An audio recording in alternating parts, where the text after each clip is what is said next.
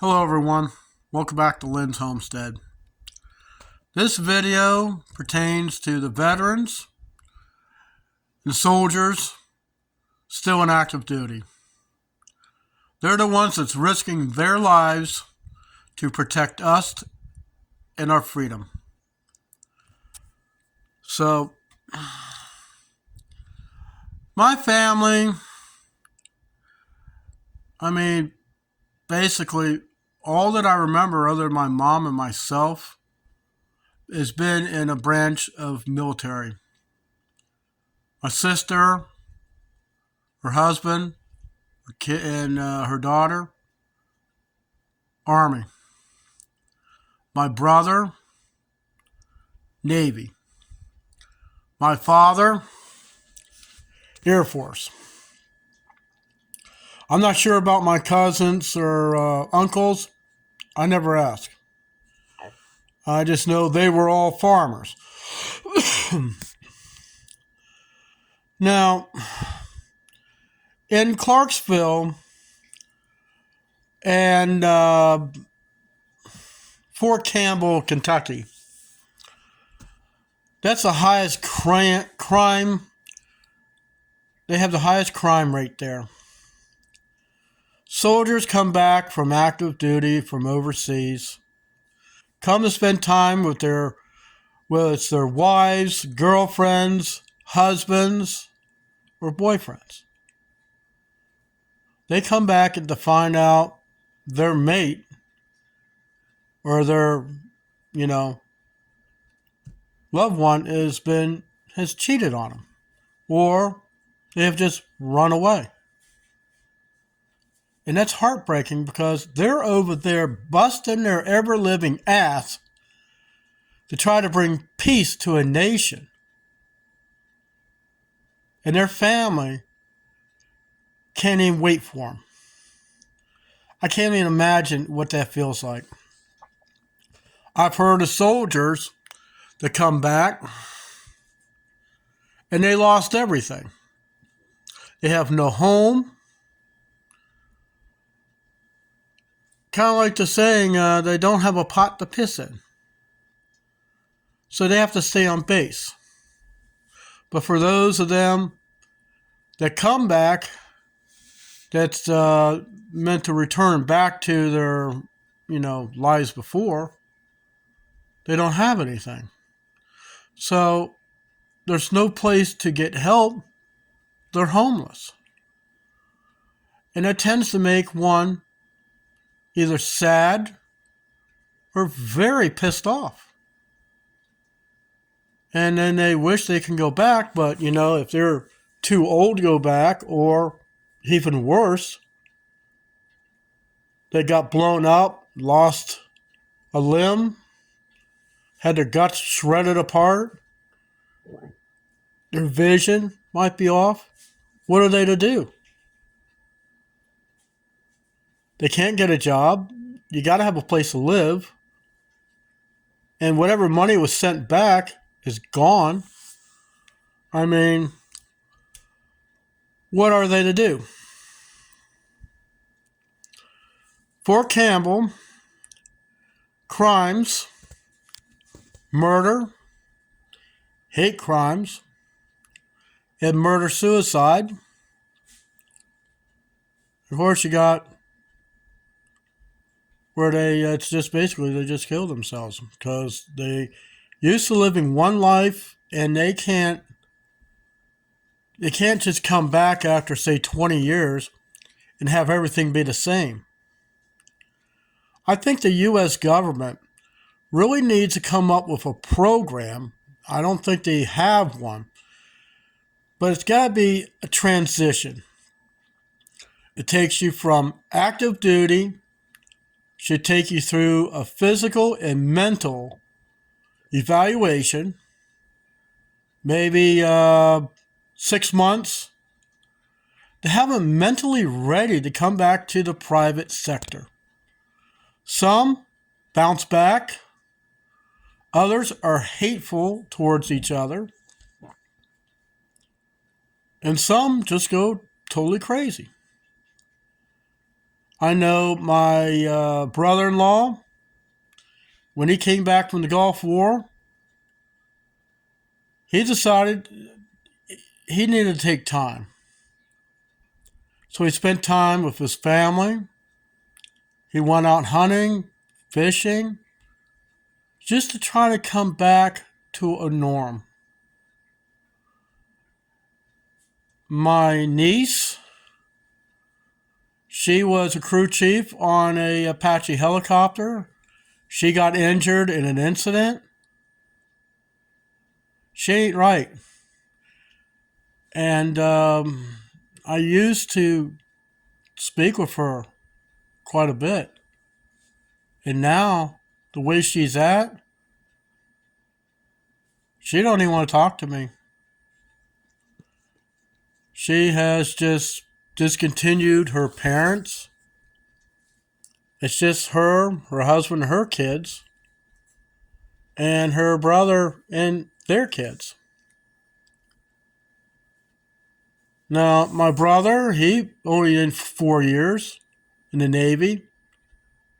And he spent, I couldn't even tell you how many years. He's going to be 72 this year. He went into shipbuilding for the Naval Department. His office was in the Pentagon. Now, his transition was fairly smooth because he found a woman that loved him and he married him. I was at their wedding. But there's some. They come back, they're not the same. And you can't imagine what they went through. Now, I've seen videos of boot camp. That's intense. That's worse than going to Walmart, getting a job, and having a boss yell and scream at you, telling you got to do it this way or, out the door you go. These people are brainwashed from normal life into military life. They drill it into your head. That's why they call them drill sergeants. They drill it into your head. They got you programmed that this is what you're going to do. No questions asked. It doesn't matter if it's raining, blistering heat. This is the task. This is your mission, and you got to do it, regardless. They're also trained to kill. People like that make me nervous, especially if they get mad at you, because if they have a gun, they could just shoot you. And it won't bother them because they were trained to do so. They go into battle. They're watching their teammates getting blown up, obliterated. Just looks like something from the worst movie imaginable.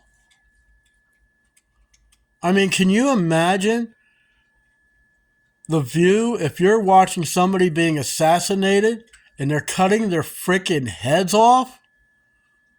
I mean, that is about as barbaric as you could get. They're seeing things they've never seen in their life, they never even imagined in their life.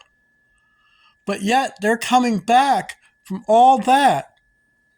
And I don't even believe the U.S. government is even preparing for what they have yet to come by coming home to a place that's totally changed.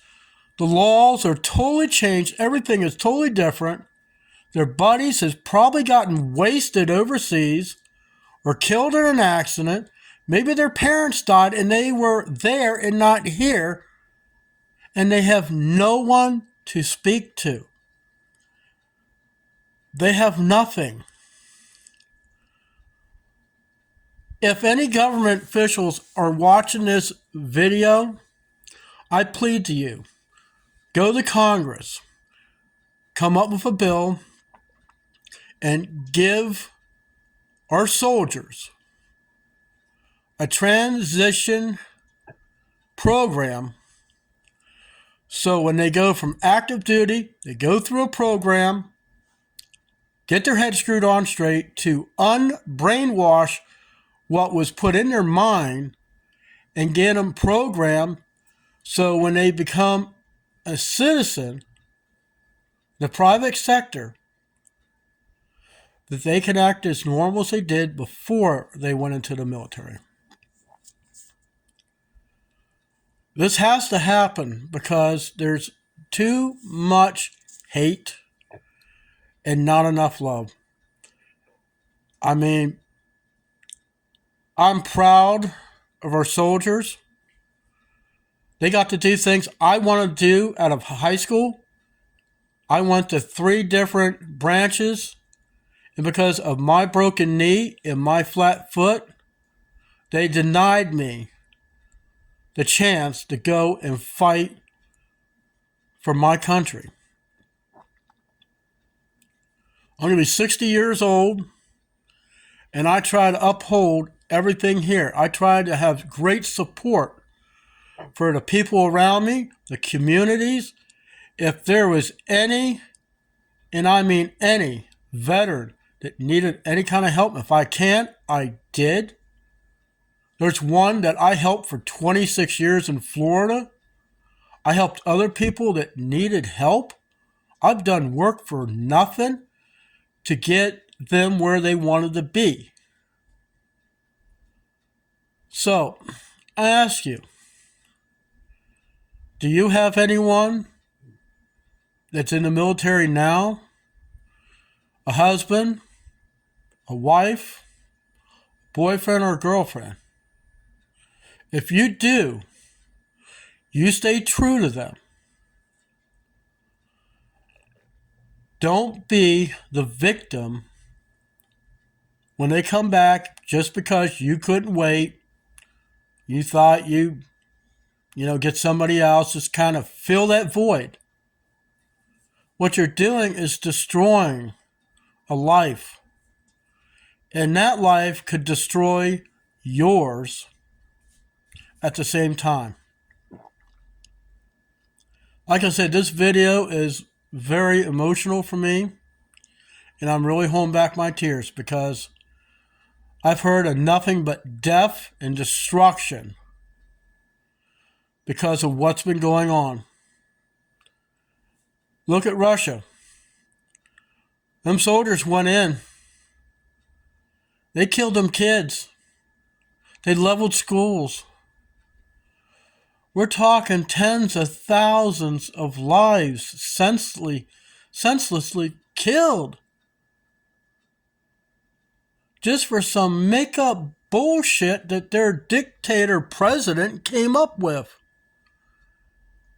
He sure can't just butter over and tell them, oh, well, it's the other side. No, it's not. He just went in, like Hitler, and just started leveling everything. Then you have China. And for the life of me, I don't understand why. China wants to be the dominant, country. We are their customers. 90% of the products that we get in a lot of these stores come from China. So they say, well, they're poor. And say, we're bigger than you. We got like 2.5 billion people. Not all of them are adults. Okay? Most of them are kids that are starving. And some that work in these factories to make some of the stuff that we've been buying. And yet, they want to eliminate us. And our soldiers are going in to protect assets in different countries, so if something does come up, they can stop them. Or at least slow them down. I'm proud. I'm very proud of our military.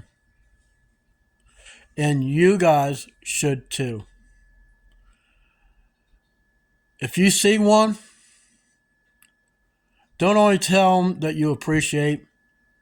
I want you to stick your hand out and shake their hands. and tell them thank you for risking your life for me.